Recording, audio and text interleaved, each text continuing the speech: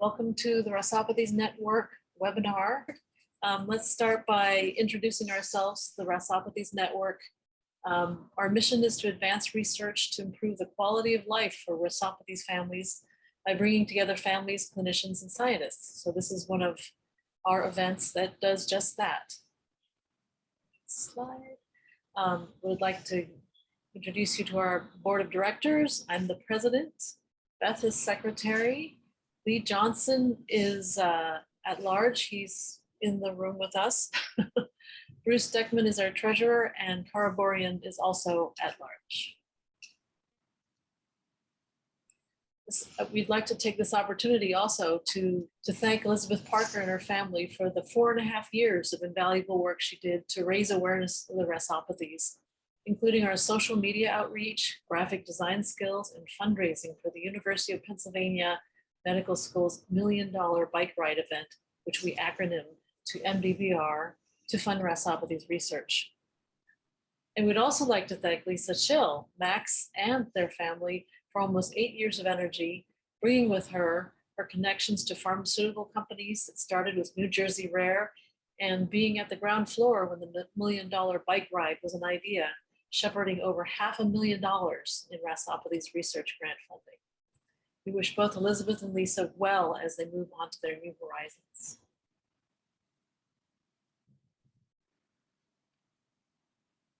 Okay. So I think I'll take over from here. So my name's Beth Stronek. I am the board secretary, and I'd like to just describe some of the campaigns that we are involved with in order to present sort of the value to you as a registrant for this meeting, as well as part of our larger community. We are engaged in fundraising, as Lisa mentioned. One of our main tools for that is to be engaged with the $1 Million Bike Ride, which is through the University of Pennsylvania Orphan Disease Center. We are about to start our campaign for Giving Tuesday, and we've always shared individual events as well. We participate in distributing research studies and surveys through our contact registry, and I'll have a little more information about that in the last slide, I think. In particular, we're very excited and happy to announce that we've got the NIH Natural History Study going, for which we are partners with our NIH team. And so I'll provide one slide on that, on how you can enroll. And we also have a new survey that's offered by a genetic counseling student, and I'll mention that as well. So one of the ways that we can connect and collaborate is to provide you information about studies that are going on and surveys that are being offered by our clinicians and researchers in our greater RASNet community network. We also have been holding biennial symposia. So we just had our 7th international symposium this past summer in 2021. I believe it was a great success. I have a few metrics for you. We were pleased to see so many people come from all around the world to view our symposia, where we can share information about the latest research that's been going on and standards of care and practice for our families. Also, just like Lisa said, we're holding our webinar today, and we have other campaigns as well as our social media channels in which we try to keep you guys aware of what's going on, introduce you to some new folks in the community that are sharing their expertise with us. And I also want to mention that we've posted a link on the website for one of our recent webinars on the vaccines. We know that the COVID vaccines are about to be approved for the younger group of children. So if you have questions about that for your children or for your family, we have experts that can, RASopathy experts that have provided information in a webinar, and you can link to that as well. This is just, again, a reminder of our MDBR campaign. This is one of our main activities in which we would raise funds through having a bike riding team, as well as individuals can set up their own pages to raise donations. But the main thing is that all of the money raised goes to research. We've had both international as well as national labs that have received grants or were awarded grants. And I have a list here. We've had 7 grant awards up to this point, totaling over $500,000. And they run the gamut from clinical projects like Dr. Gregor Andelfinger's project, as well as diagnostic and treatment projects, all the way down to basic RAS biology in cells at the molecular level. So this is one of the main things that we want to do. Our mission is to advance research to help families. And so we hope that you guys will get involved in helping us do that. This year, with the help of Lisa Schill again, and some of our other or members of our community, we've raised $75,000 for this year's award, and we're in the process of reviewing those grants as we speak in order to find out what project will be funded, and we'll share that on our channels. So as far as the symposium goes, I just want to say it was great if you were able to make it, and we believe it was quite a success. We did our symposium over 3 days with 306 live stream registrants, 24 science talks. We highlighted 11 families to tell their stories. We had 5 generous industry sponsors, and we had 15 countries represented. And we were funded in part by our efforts to get an R13 conference grant. So we hope that you will join us for our next symposium, which will be in 2023, hopefully in person in Denver. And we have Dr. Andelfinger, Dr. Bennett, and Dr. Rini Pierpont, who will be our co-chairs organizing the meeting. So stay tuned about that. That'll be exciting. Also, I just want to point out on our website where you can find a few things. We still have abstracts and posters that were presented at the symposium. So if you weren't able to attend, you can catch up on some of what was presented by clicking on our website. We also have our webinars listed under the RASopathies tab, resources. We've done about 6 or 7 of them now, and that's the place where you can link to the vaccine, the webinar about vaccines. These are all YouTube recordings. And also research studies are listed under the research tab, research studies and clinical trials. As I mentioned, we're really excited that the natural history study has gotten underway now so that we can basically look at how the syndromes are affecting individuals and families over the lifespan. So we would like to know, what are the manifestations of the different syndromes, as well as how they might progress and change over time. So if you're interested in enrolling in that study, or you just want more information, please go to rasopathies.cancer.gov. Dr. Tamar Green, who's at Stanford, is also still running a study about ADHD, autism, learning differences in Noonan syndrome, and NF1. She supports the travel costs to Stanford to do these studies. And again, we have more information on our website about that. Finally, we have a new survey from Michelle Willis to better understand the experience of navigating payment and insurance coverage for medical costs associated with rare disease diagnoses. And you'll be able to find that as well if you go to our homepage on our website. So please consider participating in some of these studies, because we all need to get together to basically advance our knowledge of our syndromes. And lastly, I wanted to mention how you can connect through the contact registry. Your information is kept confidential. We won't share it outside the RASopathies network without asking you first. It's mainly to be able to contact you with information about studies that might be relevant to you and your family.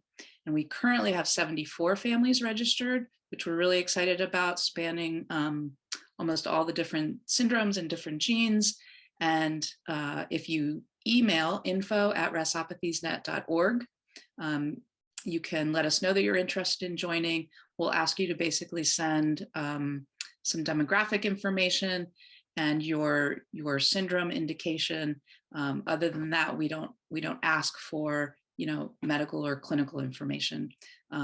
We reserve that for you to do when you decide to enroll in a study. Okay, so without further ado, I'm really excited to present Dr. Alli Foy for you today. She's going to talk about social behavior in RASopathies. Are we missing areas of strength?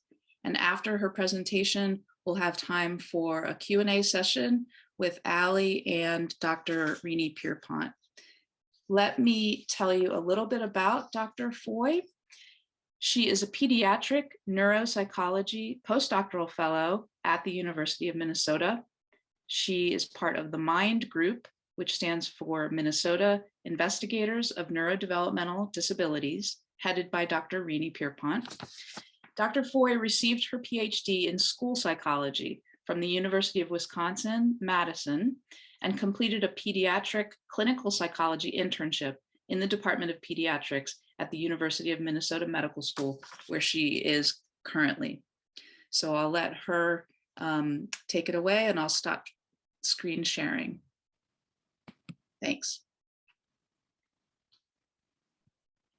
All right, are you able to see my slides okay? Beautiful. Excellent. All right, well, thank you so much for having me. I am really excited to talk with you all today about social behavior in RASopathies. And we've all heard that there is this higher risk for diagnosis of autism spectrum disorder and also other types of social challenges for kids with RASopathies. But my talk today is going to take a little bit of a different approach and angle at looking at this. I'll talk about not only what types of things are challenging for kids with RASopathies, but also what strengths are present for these children. And what we're really interested in doing is better understanding this so that we can best support the children and families that we work with. So to start things off, what does social behavior in RASopathies look like? Well, again, what we know is that children and teens are at heightened risk for social difficulties. Something that has been a little less clear is whether empathetic behavior may be an area of relative strength. There are a couple of studies that have found that parents and teachers, while they've rated children with RASopathies as having this higher risk than their peers of social difficulties, they've also not rated them as particularly different when it comes to empathetic types of behaviors. What's not clear, though, is whether this is a true area of strength, because those studies weren't really focused on looking at empathetic behavior. It was just more of an incidental finding, and they didn't talk about it very much. What's also unclear is how empathetic behavior compares across children with different RASopathies. And we also don't have a very clear understanding of how empathetic behavior might compare between children with RASopathies and children with other conditions that are also associated with an increased risk of social difficulties. And then finally, it's been unclear what factors are linked to different types of social behaviors. So for example, for children with RASopathies, is it that ADHD symptoms are linked to any type of social behavior difficulty, or are there more complex patterns of things going on? And the reason that this is important, because these questions could help to illuminate an area of strength for these children. And without understanding both strengths and weaknesses, we're not really getting a full picture. And without that full picture, it's hard to know the best ways to assess and provide support for different types of social challenges. So now what I'd like to do is talk about a couple different types of social behavior. The first is social competence. And other research studies have found prior to this that children with RASopathies have this increased risk of difficulties with social competence. And social competence is one's success or effectiveness in social interactions. And this is sort of an abstract concept, and a way that's helpful for me in thinking about it is thinking about riding a bike and all the different kinds of skills that are necessary when being competent in riding a bike. A person has to have the ability to put some pressure on the pedals to move forward. They need to be able to balance on the seat. They need to be able to do some steering so they can control where they're going. And it's the same sort of idea with social competence. There are a lot of different skills that need to work together in order to have that social competence. That includes things like having underlying social skills, such as being able to initiate conversations, being able to resolve arguments when they come up, things like that. And some questions we might ask to assess social competence would be things like, is this child easily able to make and keep friendships? Do other people think that they're fun to be around? Things like that. And this contrasts to a different type of social behavior, which is empathetic behavior. And empathetic behavior is behavior that is intended to help other people. So an example of this would be a child sitting in the classroom and seeing that another child is struggling on something they're working on and offering to help that child with what they're doing. Another example would be a child being out on the playground and seeing another child fall and understanding that that child's now crying because they're in pain, and then feeling sorry for that child because they're in pain. That's another sign of empathy or empathetic behavior. And what's interesting is that I've heard families that I've worked with tell me that though their child struggles with attention and other behaviors, they have noticed how incredibly empathetic their child is. And this is something that I've also observed myself in working with children with RASopathies, and I've heard other clinicians mention as well. So now let's talk about what this study did. So we included, first and foremost, children with RASopathies. And we know that RASopathies are genetic syndromes that share some overlapping clinical features as well as neuropsychological features, or a higher risk of those. And some of those neuropsychological features include things like cognitive and learning difficulties or attentional challenges. And it was really important to us to include participants in the study with all 4 of these RASopathies in order for the results to be relevant to the full RASopathy community. So we had participants who were parents of children with cardiofaciocutaneous syndrome, Costello syndrome, neurofibromatosis type 1, and Noonan syndrome. And then we wanted to also include a comparison group of children who are also at high risk of having social difficulties, but do not have RASopathy. We also included participants who are children with idiopathic autism spectrum disorder. And what that term idiopathic means is that the cause is not known. So in the case of RASopathy, when a child has an autism diagnosis, we can surmise that that autism is likely occurring because there is a genetic variant. But in the case of idiopathic autism, it's unclear why that autism is occurring. And for anyone who's less familiar with autism spectrum disorder, this is a disorder that is characterized by impairments in social communication and interaction, as well as restricted and repetitive behaviors and interests. So now let's talk about the goals of the study. There were a few key goals that we had. The first was to see what rates of different psychiatric diagnoses looked like among children with RASopathies. And this is an important question when looking at social behavior, because it's likely that these co-occurring diagnoses can have an impact on social behavior. Second, we also wanted to better understand how empathetic behavior and social competence compare for children with RASopathies, as well as children with idiopathic autism spectrum disorder. So again, comparing those 2 social concepts I talked about a few minutes ago.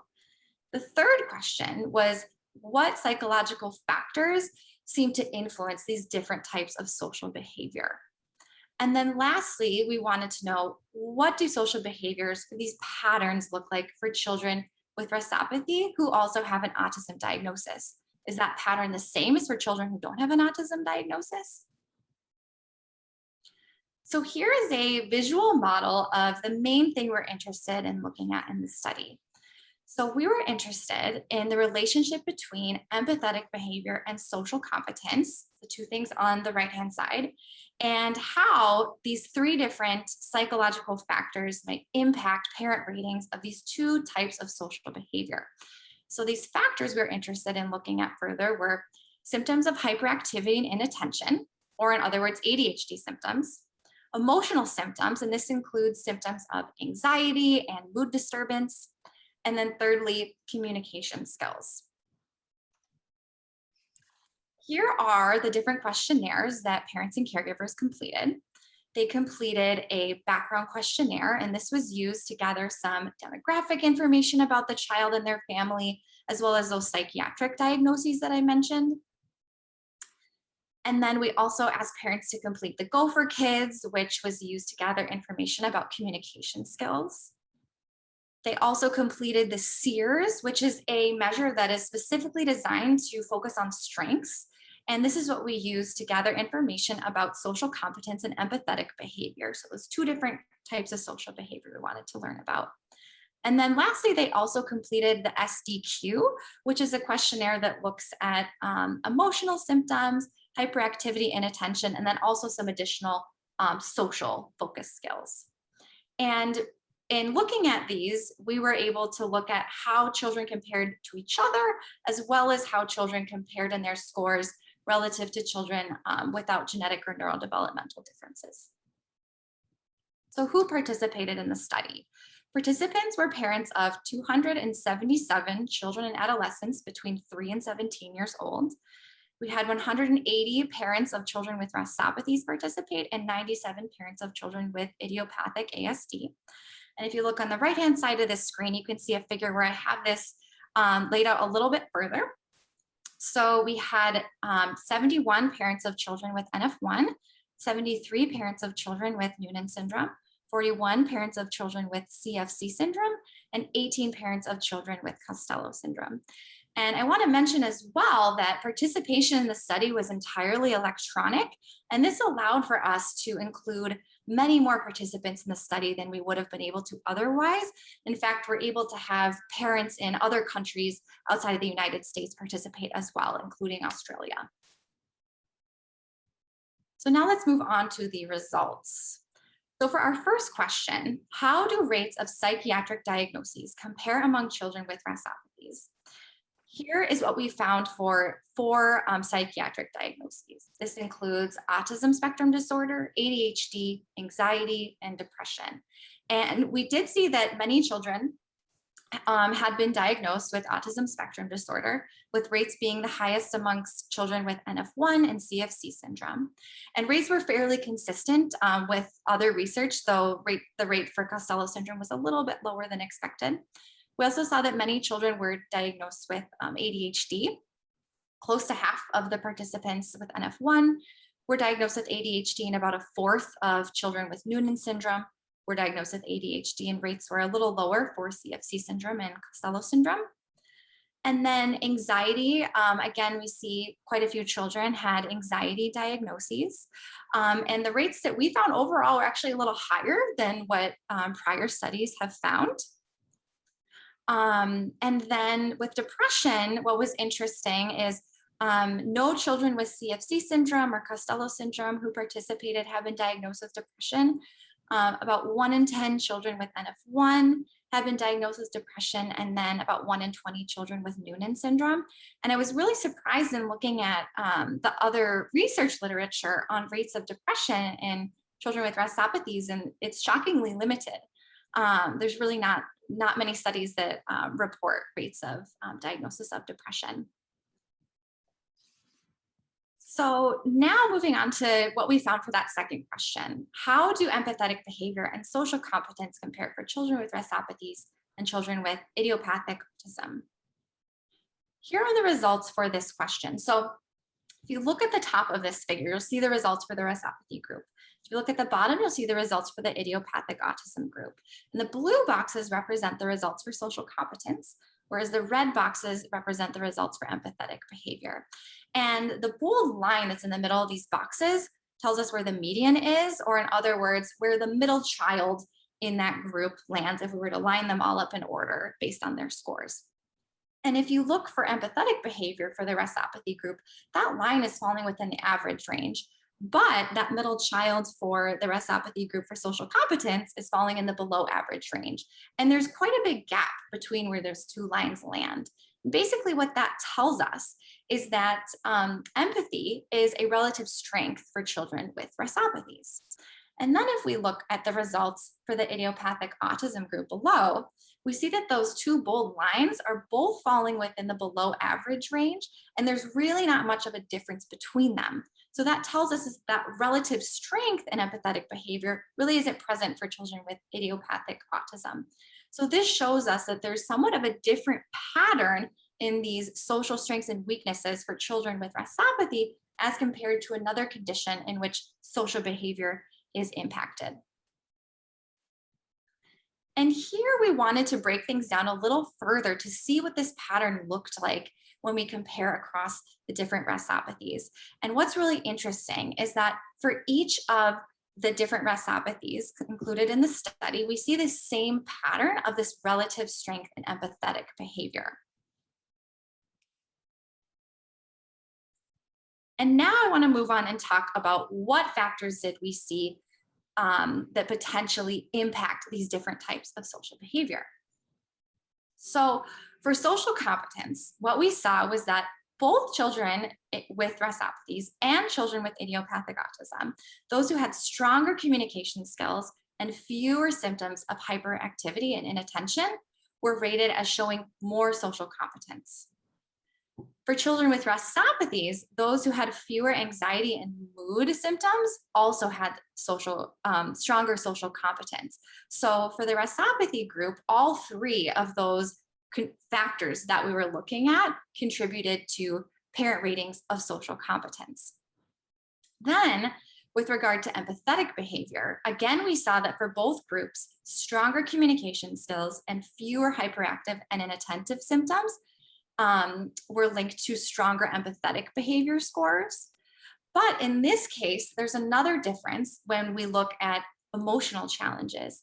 And we saw that for children with idiopathic autism, those who had more anxiety and mood symptoms actually showed more empathetic behavior. So when it comes to the emotional challenges that we looked at, there's a different pattern in their relationship to social behavior for children with RASopathies as compared to children with idiopathic autism. And then for this last question, how do social behaviors compare for children with RASopathy who also have a diagnosis of autism? Here are the results that show a comparison for children with RASopathies who have an autism diagnosis, and then in blue for those who do not have an autism diagnosis. And what these graphs show is the percentage of children whose parents rated them as having significant challenges with these two types of social behavior.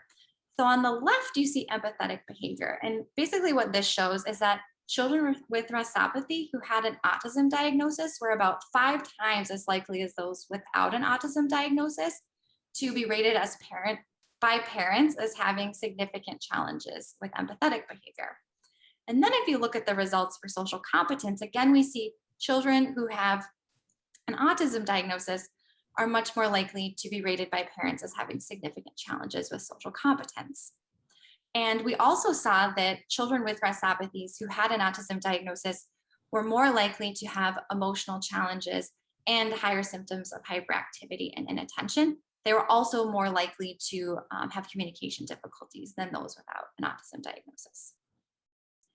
And then we also wanted to examine children with RASopathy who had an autism diagnosis as compared to children with idiopathic autism to better understand how strengths and weaknesses might compare for children with this autism that's occurring for different reasons. And what we saw for empathetic behavior is that children with idiopathic autism were about 1.5 times as likely as those with RASopathy and autism to be rated by their parents as having significant challenges with empathetic behavior. And then with social competence, that difference, as you can see, between these bars is much less. So the percentage of children with significant challenges with social competence, when we do this comparison, is much more similar. And if you look across these two graphs, what you see when you compare the green bars, which is showing children with RASopathy and an autism diagnosis, is that difference in the percentage of children with challenges is a little more than when you compare the idiopathic autism scores. And this tells us that, again, even for children with a diagnosis of autism or RASopathy, we're still seeing that pattern of this relative strength in empathetic behavior. So next, let's talk about children with RASopathy who did not have a diagnosis of autism or ADHD, because I thought that this was, the findings here were quite interesting. So what we found was that 33% of children without a diagnosis of ADHD or autism had high levels of problems of peer relationships as rated by their parents. They also were at notable risk of having emotional challenges, elevated symptoms of hyperactivity and inattention, social competence problems, and only about 3% had any empathetic behavior difficulties. So regardless of having a diagnosis of autism or ADHD, we can see that children with RASopathies are at risk of having some challenges in these different areas that we looked at. So in summary, for children in the RASopathy group, we saw that they had this relatively intact empathetic behavior despite being at higher risk for social competence challenges. And this was true even for children with RASopathies who had autism. And then comparing this to children with idiopathic autism, there we saw that there was pretty similar impact on social competence and empathetic behavior. Big contrast to children with RASopathies. When we looked at the factors that potentially might contribute to these different types of social challenges or strengths, we saw that stronger communication skills and fewer symptoms of hyperactivity and inattention were associated with increased empathetic behaviors and social competence.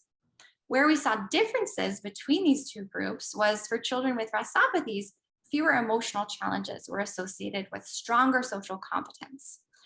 Whereas for children with idiopathic autism, there we saw that presence of more emotional challenges was associated with stronger empathetic behavior. So there's quite a different relationship, it seems, between social behavior and emotional challenges for children with RASopathies as compared to children with idiopathic autism. And now I'd like to talk about what does this mean for how we move forward? Because what we really want to do is translate these findings into something that can be implemented in schools and therapies in ways that's going to affect people's lives. And these findings impact our understanding of RASopathy somewhat because it shows us that many or most children with RASopathies exhibit this relative strength in empathetic behaviors. It also shows us that there's a slightly different pattern of factors that seem to influence different aspects of social behavior for children with RASopathy. And some of the social changes that children with RASopathies may experience might be occurring for different reasons than those challenges occur for children with other genetic or neurodevelopmental differences associated with social challenges. So I'm thinking about this difference and the role of emotional challenges in social behavior for children with RASopathies as compared to children with idiopathic autism. It may be that children with RASopathies who have higher symptoms of anxiety are having their social competence be impacted by feeling a little less regulated in social interactions and feeling a little more anxious. Whereas for children in the idiopathic autism group, it may be that those who had higher levels of anxiety are also more socially aware, and that's helping them to show more empathetic behavior. So how can this help to inform interventions? interventions may need to be targeted to the specific strengths and weaknesses of the child, as well as the developmental and psychological factors that are contributing to those difficulties. And social competence interventions that support development across different areas of functioning may be the most effective way of doing this. So if we think back to this idea of social competence as being sort of like riding a bike, it may be that for children with RASopathies, we really need to have interventions that are going to address each of these areas that in this study we found were linked to social competence. So interventions that are addressing hyperactivity and inattention, as well as communication difficulties, as well as emotional challenges, may be a good route to explore further.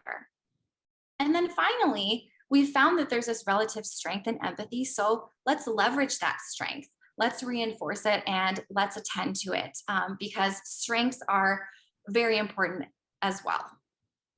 And now, because it seems that interventions should be designed based on the underlying strengths and challenges of different children, I'm going to break this down somewhat further and talk about recommendations for children with RASopathy who have a diagnosis of autism, then children with RASopathy who have a diagnosis of ADHD, and finally, some recommendations for children with neither of those diagnoses. So for children with RASopathy who have a diagnosis of autism, we found in our study that these children were at higher risk than those without an autism diagnosis of having communication difficulties and experiencing emotional challenges.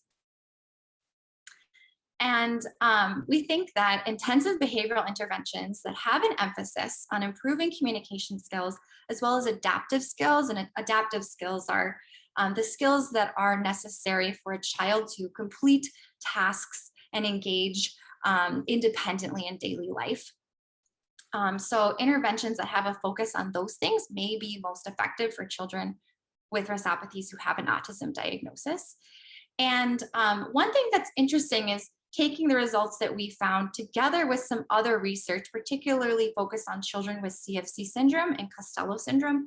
We think that children with lower levels of communication skills, and that was more so the case for children with CFC syndrome and Costello syndrome, those children may have a more difficult time with the verbal expression of empathy. And so it may be that helping children with autism who are having difficulty with that communication of empathy may be an important method of intervention going forward. And then finally, these children, again, were at higher risk of emotional challenges. So it may be that having an additional focus on emotional regulation will be beneficial for these children as well and have a positive impact on social competence.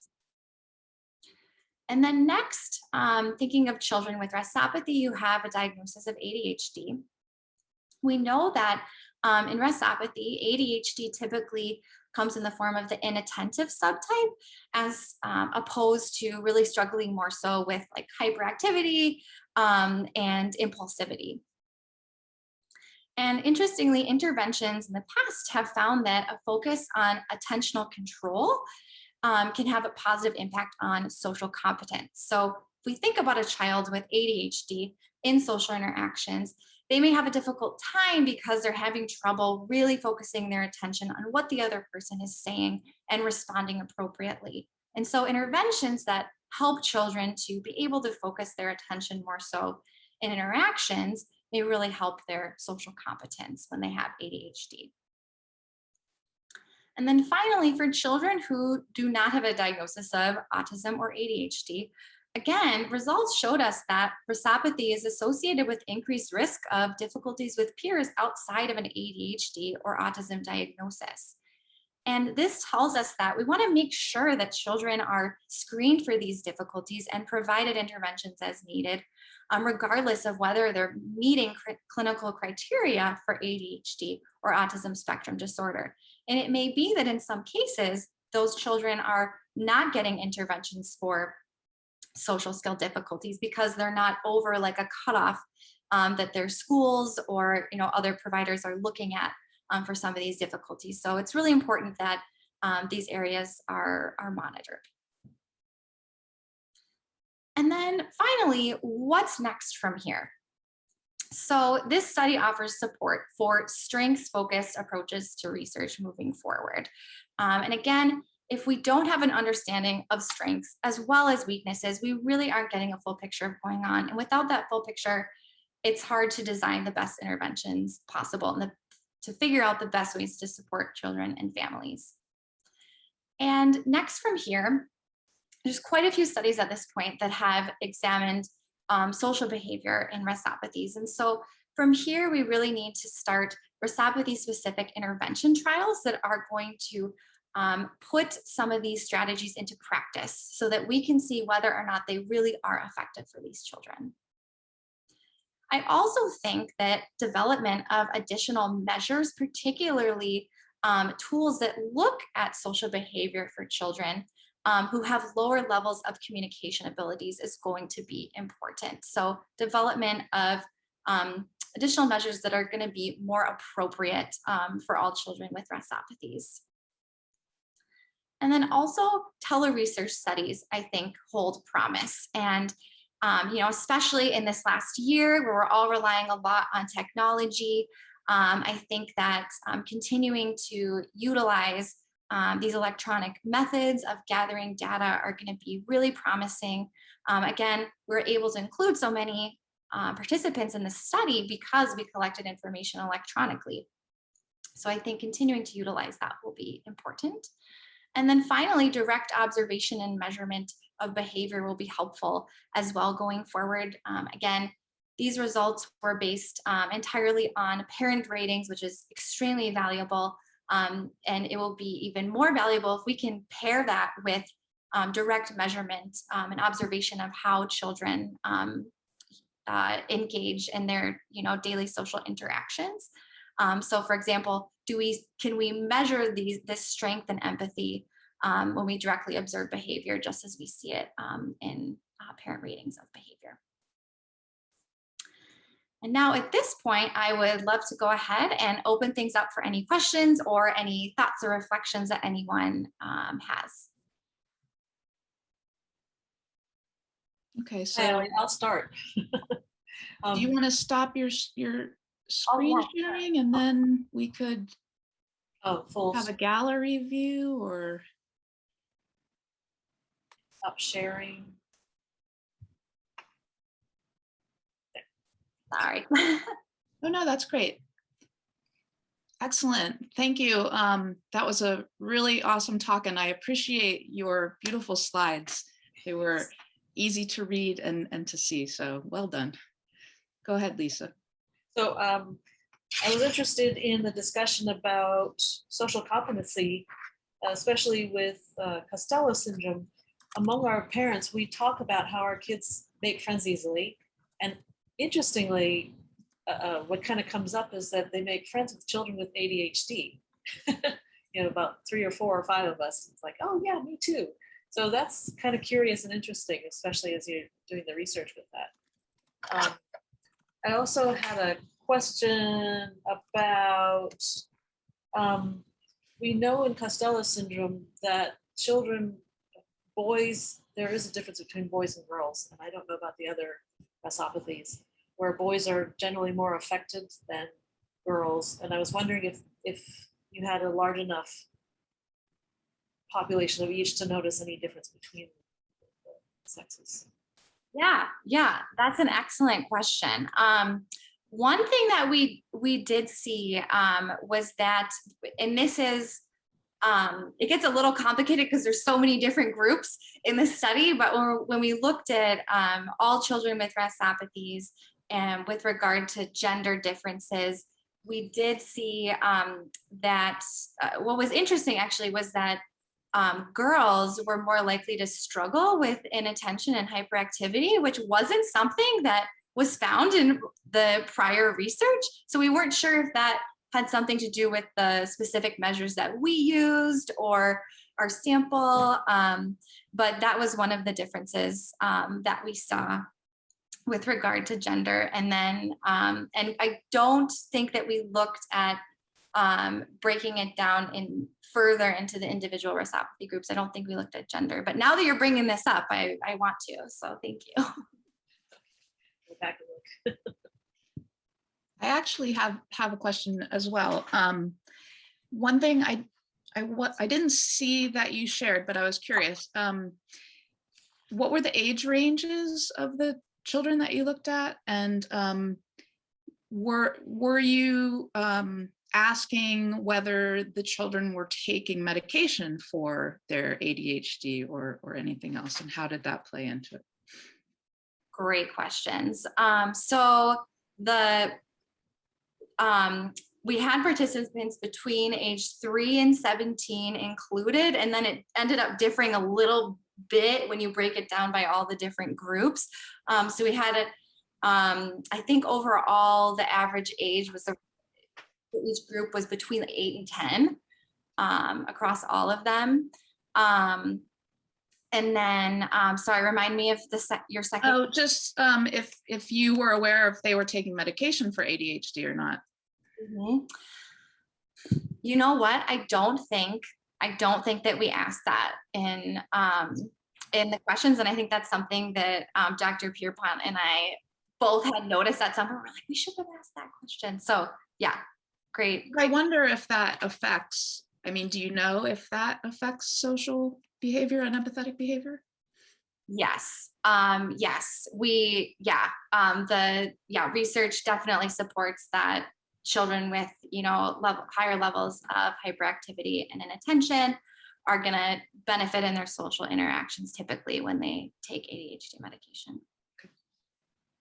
Yeah, I think that's really borne out a lot, particularly in the research on NF1 and Noonan syndrome, where there's just a little bit more because higher numbers have allowed people to look at that more frequently. But both reductions in typical ADHD symptoms as well as increase in social measures is typically found with medication for ADHD among those who require it because they're diagnosed with ADHD. Okay. One question came in through the chat. It says, are there therapies or resources available for teens who have social difficulties connecting with their peers?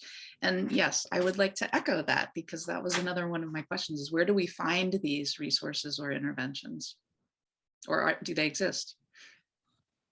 Yeah, so there are many, different types of social interventions. What's less clear at this point is whether or not these interventions work super well for children with RASopathy. So that's something that's more in an earlier stage of research right now. So one study that's currently happening is looking at the peers intervention, which is a specific social skills intervention. It's group based, and there are studies happening right now for children with NF1 to see how effective that type of intervention is. But there are different types of social skill interventions. Some of them are group based. Oftentimes they are group based, and sometimes they can be more individual. There are groups out there, and then also, individual therapists can provide support with building social skills, and then also schools provide access to social supports as well. So oftentimes school will offer things like, a social skills group to work on these things, and other kinds of social supports. Great question. Anybody else? One more question. Having to do with these behaviors, I'm wondering also about trauma, because we know that all children with disabilities have a higher risk of trauma, and particularly ours who are medically fragile, that double layer. Is there any correlation or noticing or tracking of any of that? That's such a good question. I'm not aware. Before we did this study, I did a big literature review trying to, look at any different types of environmental factors or other types of factors that may affect social functioning for these kids. And I don't recall ever seeing anything that looked at the role that medical trauma might play, but I think that's such a good point, and it seems like very logical in you saying it, that of course that could be playing a role in how these kids are doing socially. I guess another thing that I would wonder about is, so you had within group comparisons and then you had between group comparisons, and I don't know exactly how those necessarily compare to children that don't have a diagnosis of either RASopathy or idiopathic autism.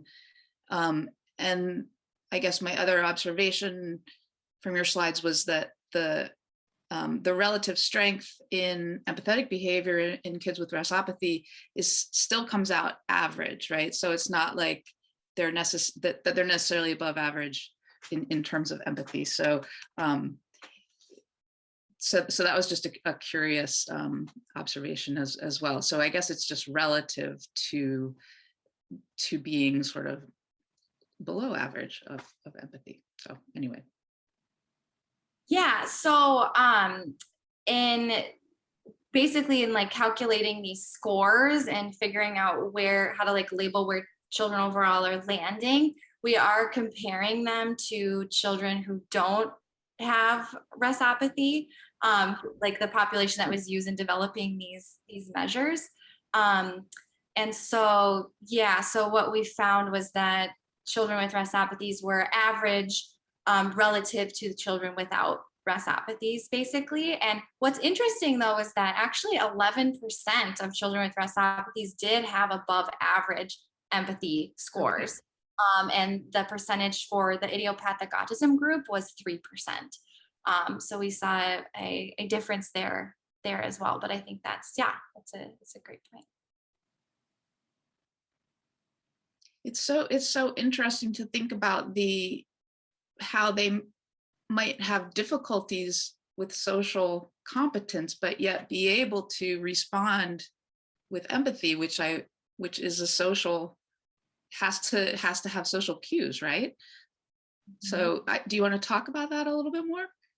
Yeah, I think that's the thing that I think kind of fascinates me the most, is that, you know, and really was like the part of the motivation for the study was thinking, you know, so many people have observed these kids to be so empathetic, and yet at the same time can be struggling with their daily social interactions. And so how is it that maybe empathetic behavior isn't necessarily translating into being really effective in daily social interactions? And I think it's such a complicated question to really answer, because there's so many different things that can affect how well kids are doing socially. You know, there's like Lisa mentioned, you know, that there can be things like medical trauma that are playing a role, as well as, you know, inattentive symptoms, as well as anxiety, and just so many things. But yeah, I do think it's fascinating that, you know, while these kids can be so empathetic and have a really, you know, being pretty good at understanding like how someone else is feeling, or how to respond in certain types of social situations, at the same time, maybe not being able to like regulate their behaviors and interactions in a way that's going to help them to be really, really successful all the time. And then again, I think that communication piece is really important too. You know, kids maybe have these underlying like really strong empathy skills, but just having a challenging time like verbalizing that empathy, or demonstrating that empathy, because they aren't as like able to be mobile, or they aren't as able to like put what they're feeling into words. So I think that's a really important consideration as well.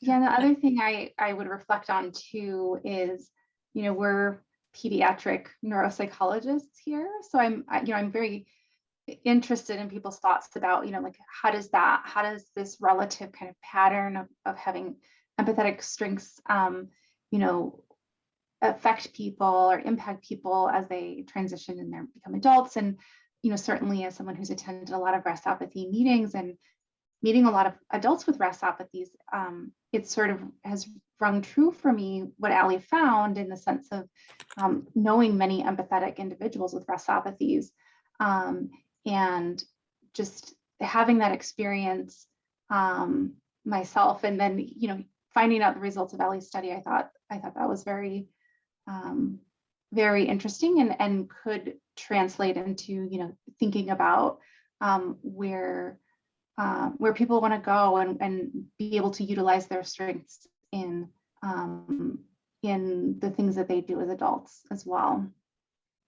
Well, I think focusing on strengths is in and of itself is really exciting because typically we think about all the challenges that we have with these syndromes, but it's great to see that can be balanced by these other qualities, which can be very positive and strengths. So I love that you are bringing that aspect to your research. Does anybody else want to chime in? All right, well, we really appreciate that you were able to join us today and to give us such a stimulating recap of the research that you've been doing. So we look forward to hearing more as these studies progress. And if there's no other input, then we'll say goodbye for now. Well, thank you so much for having me. It's really been a privilege to be here. Thanks for joining us. Thank you so much for your time. It's really exciting to learn all this stuff you're doing. Okay. Have a great Sunday, everyone. Thanks a lot.